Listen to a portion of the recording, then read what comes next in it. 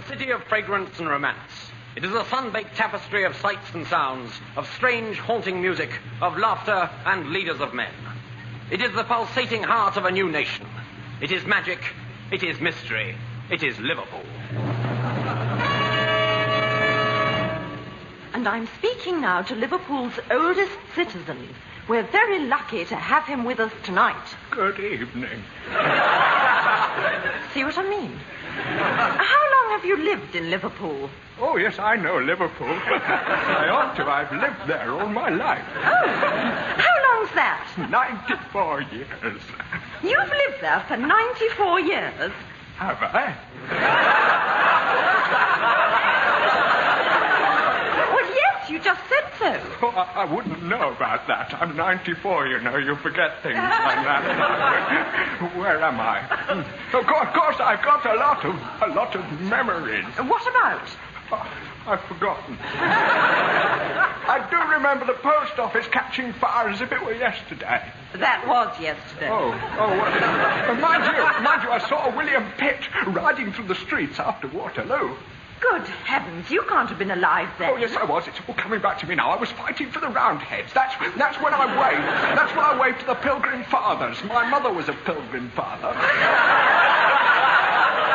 That's impossible. I'd just given up my job as a page boy to Charles II as I was getting on a bit, you know. No, I remember Chaucer. Chaucer? Yes, I remember Chaucer writing about the plague in the school magazine. I remember Ethelred telling me he didn't like that because... Oh, come now, really. There was the good old days. My mother was a little amoeba swimming about. Wait a minute. You hadn't been born then. Oh, well, I wouldn't know. You forget things like that when you get to my age. But what about Liverpool? Oh, turn right at the traffic lights and carry straight on.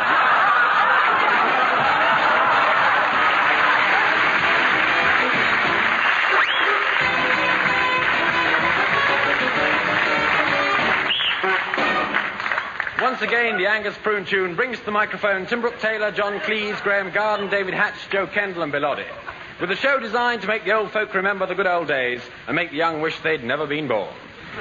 So here is the daddy of them all, John Otto Cleese, to say... I'm sorry. I'll read that again. Again. Whack.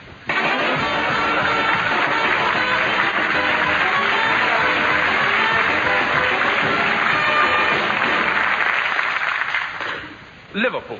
Isn't that where the dockers live? I've never been there in my life. Sorry, madam. Yes, well, so let's be on our way. Dawn. Yeah? Dawn, May the 5th. And the BBC's outside broadcast unit's hovercraft takes off from the roof of Broadcasting House.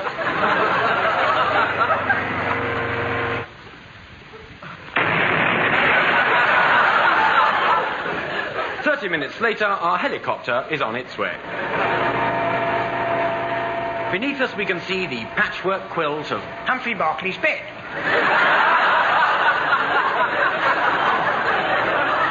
Now, as we travel on to the northwest, we pass over the dreaming spires of Golders Green and the industrial chimneys of Oxford. On we go over the dockyards of Birmingham and the storm-tossed beaches of Wolverhampton. Over the green hills of Cheshire and out across the mighty river. What a mighty river. Till at last we hang suspended above the streets of Hong Kong! Liverpool. Beneath us, the city still slumbers. Slumber.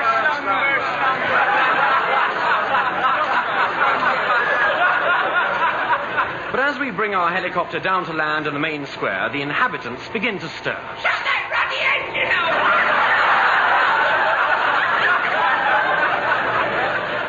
And so our walk begins. The streets are quiet now, but in a few seconds they'll be filled with the bustle of morning traffic. 1, 2, 3.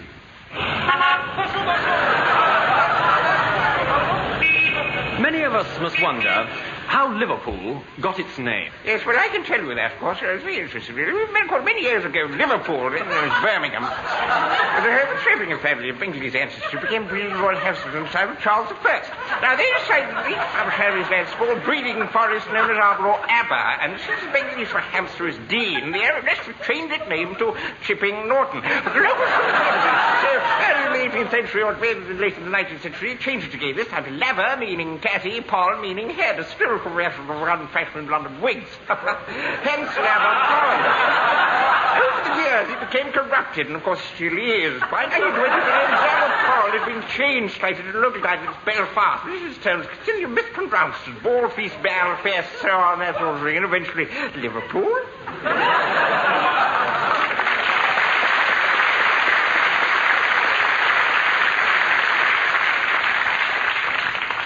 By now, the city is wide awake. You surprise me. Ah, the big city, the poetry of civilization. People walking, people rushing, people driving, people pushing, twerk. Busy city, busy city, busy city, busy city, busy city, busy city.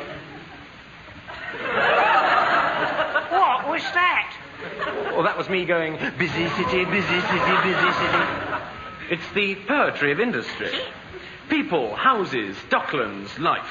This city is humanity. I'm sorry, I thought it was Liverpool. The trouble with you is you've got no romance. Yes, it's true. I'm just an ugly little thistle, tossed on a stream of loneliness, lost in a whirlpool of cynicism. I have seen too much and lived too long. The moon shines and moves me not. The spring comes and stirs me not. Ah, me, I'm cold. Is he gone yet? Yes. Meanwhile, back in Liverpool, whilst the poor overworked citizens scramble off to another boring day at the office, we can wander around and see the sights. Building sites, bomb sites. Over there, a street vendor shouts his where. His where? We only have to hail a passerby to hear the voice of Liverpool, that characteristic dialect known throughout the world. Sure, now, the girl and kiss the blarney stone to be sure.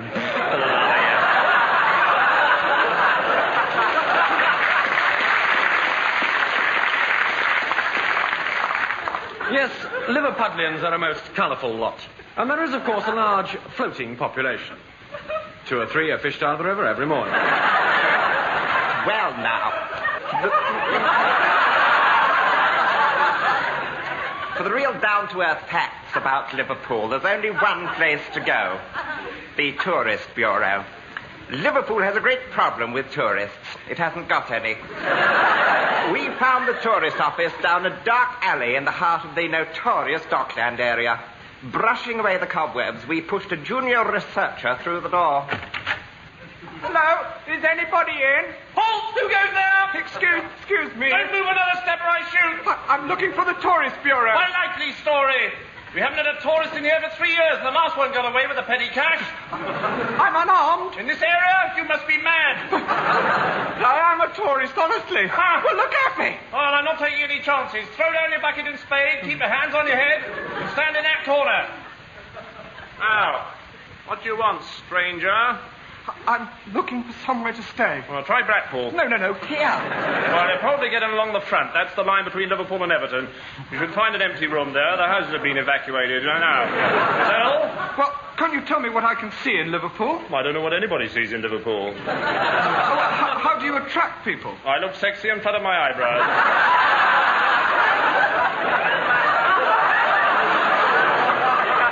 All right, then I'm going to sleep. Aren't you going to try to persuade me to stay? Well, very well. Please stay. Now get out. No, I still don't know anything about Liverpool. Haven't you got a brochure? Yes? Well, can I have one? No, we've only got one. Look, can I read it? Well, I doubt it. I've got terrible writing. Tell you what, I'll read it. Very well. Go on. Well, out loud. Oh, all right. And if this doesn't persuade you, I shan't let you stay here. Right then. Come to Liverpool. Is that all? Well, difficult, aren't you? Bask on miles and miles of sparkling sun-drenched Dockland for the holiday you'll never forget. Never. Wine and dine in comfort, and then come here. Travel by British mail train at special rates. 4p for 2 ounces and 3p for each additional ounce. Or from Victoria by coach. Horses changed every 20 miles. Brighton in a week, Birmingham in a fortnight, Liverpool within the month. Avoid the rush for the sun, come to Liverpool. Right, that's enough of this rubbish. Now get out. No. No, stop. Come here, look. Look, I'm sorry if I was rather rude. But I enjoy it. And besides, I was nervous, you see. I don't know how to say this, but I've never had a real tourist come to see me. Ah. Now, be honest, are you really a tourist? No, I'm from the BBC.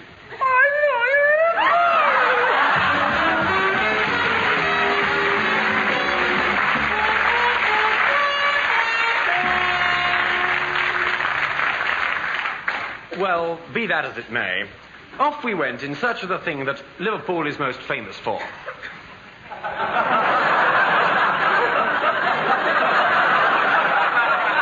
And a few minutes later, we heard it. The sound of the beat.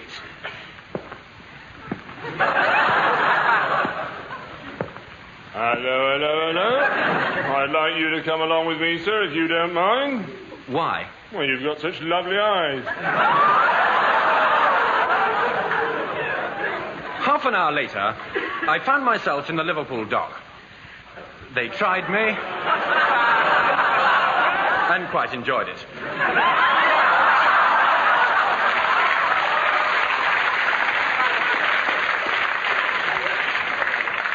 And I was able to get off with a caution.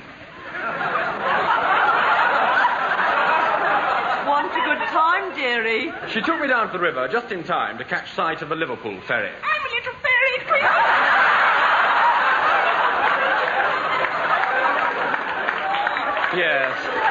Yes, well, never mind. There by the waterside, we found the picturesque figure of the Liverpool ferryman. What a romantic sight he is as his cry echoes through the mists of the morning. And as he rows his little cargo of 48 people, 4 lorries and a bus across the shimmering river, we forget our cares, and he brings a little of Venice here to the heart of the docklands as he sings a song of romance. Ferry cross at the Mersey, come and pay your fare. Though there's rubbish in the water, there's a moray in the air. The cranes are gently swaying, and the fog is thick above. Now is the time for all good workers to fall in love. For 20 years now I have rowed this ferry of love. How well do I remember the day when she stole my heart and my wallet. But she was fascinating, with her skirt 6 inches above her knee and her belt 12 inches below her waist. Call me Frederick, I said. Call me anytime, she said. After 7:30, just ask for Noreen, Noreen, Noreen. How the name echoes down the Mersey tunnel of my mind. The happy hours we spent together were 20 minutes. She nibbling her cheap body and me nibbling her as I drank tea from her Wellington boot. And in the distance, the music of 1,000 transistor radios. I can see her now. Quick, where shall I hide? So ferry cross the Mersey, and when your birth is near, it's having that seat money and mucho, mucho beer. So hurry, Clapton and Western Soul.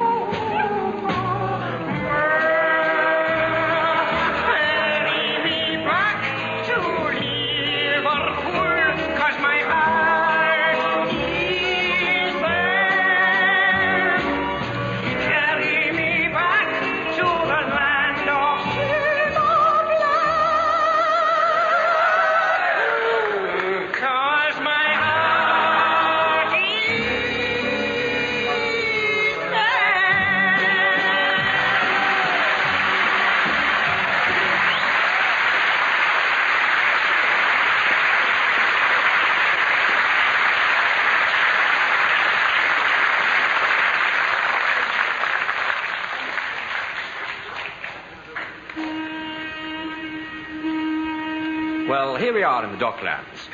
Of course, it has been said many times that this is a rough area at night. This is a rough area. Oh, enough. But during the daylight hours, it is a place for children. The dockyards are a wondrous playground for the little people. The poetry of children. Look, 3 little girls playing hopscotch. With real scotch. Ah, children. Children laughing. Children singing, brought up on the sound of music. Mary Poppins, Goldfinger, and from their first years, their parents have impressed upon them a feeling of rhythm. And now, on street corners, all around us, groups of toddlers sing the songs they've picked up from their fathers.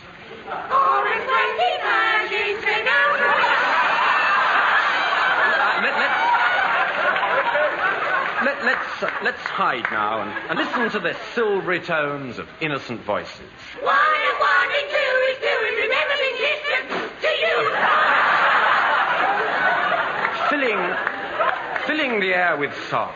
Little voices echoing the joys of youth. But of course there is one Liverpool sound that strikes dread into every heart. Cheer! This voice has the fascination of a siren. We trace it to a ramshackle, broken-down old hut, and we tremble as we stand there and read the sign outside. What does it say? Youth Club. This is a social centre run by Father Seamus O'Shillelagh, but known round here as Knick-Knack the Paddywhack.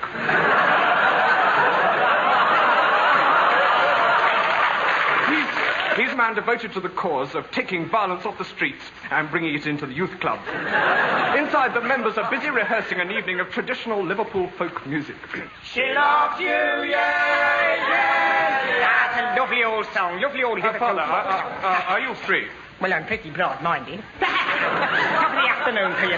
Down, boy, down, boy. Have you met Brutus? No. Hello, Brutus. Don't worry. He won't bite you, will you, Brutus? Not if you say so, sir. Father Shillelagh, we've got a pretty tough group here. Is there any truth in the fact that you yourself are a discharged convict? No. I escaped. See, I look at it this way. You say, I'm as it were the shepherd, and I've got an unruly flock, so it takes a good crook to organise them. Hey, come here. Would you like to meet a real, genuine social misfit? Oh, say, that's awfully kind. Not at all. I always keep one handy just in case the BBC drops in. Now, here we are. This is Geoffrey. Say hello now, Geoffrey. Hello, Geoffrey, now. The simple soul.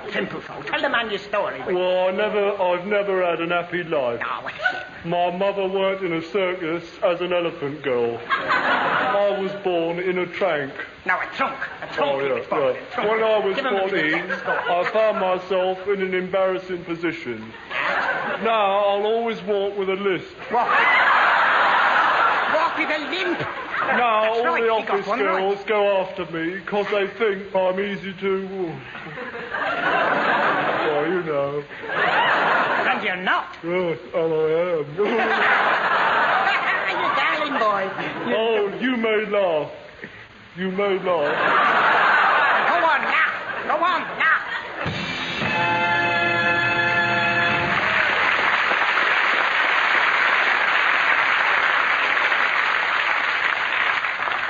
But of course, everyone knows that it is beat music and the Mersey sound that is the big business in Liverpool. The Liverpool sound is the sure passport to success. And each week, trainfuls of southerners come up so that they can be taught the real Liverpool sounds. I-E-I-O-U. I-E-I-O-U. Good. Now, boys, let's all say, oh, I think it's fab, you know, don't you, whack? Oh, I think it's fab now, don't you, whack? Oh, no, give it them again, Cedric. Now, listen. Oh, I think it's fab, you know, don't you, whack? Got that? Oh. Now, let's all try it. Oh. Better. And the whole thing again. Oh.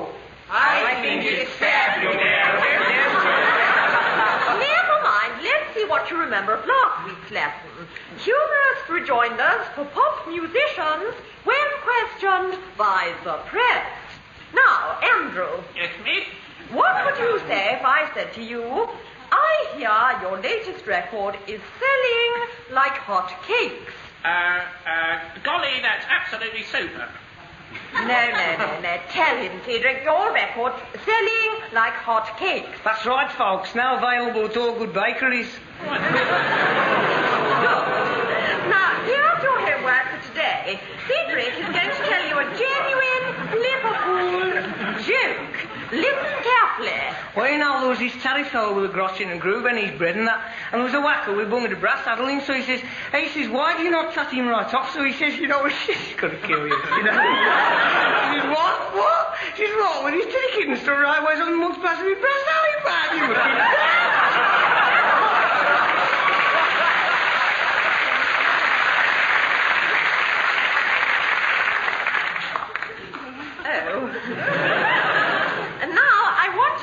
to learn that and tell it to me next week. And if anyone can find out what it means, please tell me. Sure. Please. But no visit to Liverpool would be complete without a quick visit to a beat club. Was that quick enough? Get back in there. No, please don't make me. I'm scared. Go on, get in there. Well, here we are in one of the most famous...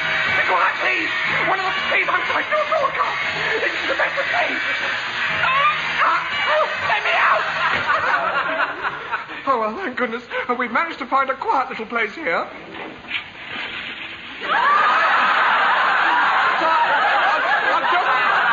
I'll just tell you a bit about the Mersey sign, which is so called because when the locals first heard it, they cried out, Mersey!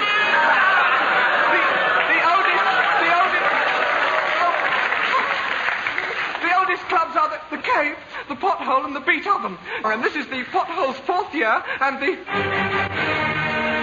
Beat Oven's 5th.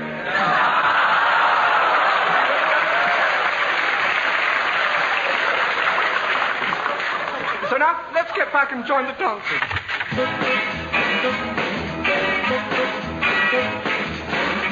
To Hong Kong, girl, and the USA. Hey, though I may be wrong, girl, I would never stay. Hey, they all look the same to me. There's only one place that I want to be. That's the town they call Liverpool. Why not come and join me? We've got room to do. Hey, we've got so much money, we don't know what to do. Hey, people here have got it made. Everyone gets some hit parade in this town they call Liverpool. Why do you decide to go traveling, girl?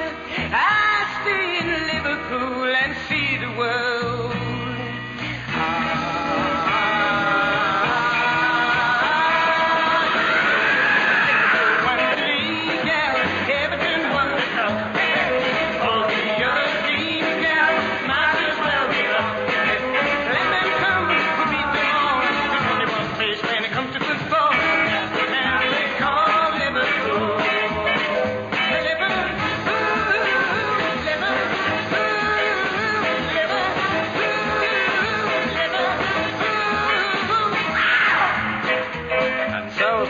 Sinks down over the harbour like a gold disc over a silver Rolls Royce. We bid farewell to this magic city, this miracle of modern civilization, this sublime melange. Oh, shut up. Bye-bye, Liverpool.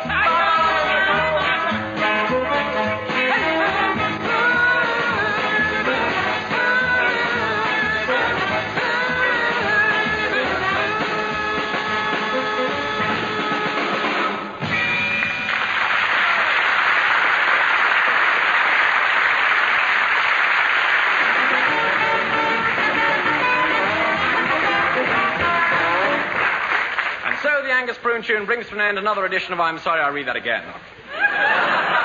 The voices you heard were, as usual, those of Tim Brooke Taylor, John Cleese, Graham Garden, David Hatch, Joe Kendall, and Bill Oddie. And this week, the entire script and the songs were written by Bill Oddie on his Todd.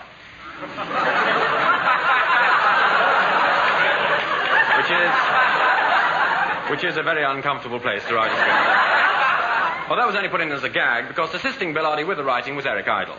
The music was provided by Dave Lee with arrangements by Leon Cohen, and the whole show was produced by Humphrey Barclay, which explains a lot. So that's it, apart from a final message from John Otto Cleese. Eater rhubarb tart a day.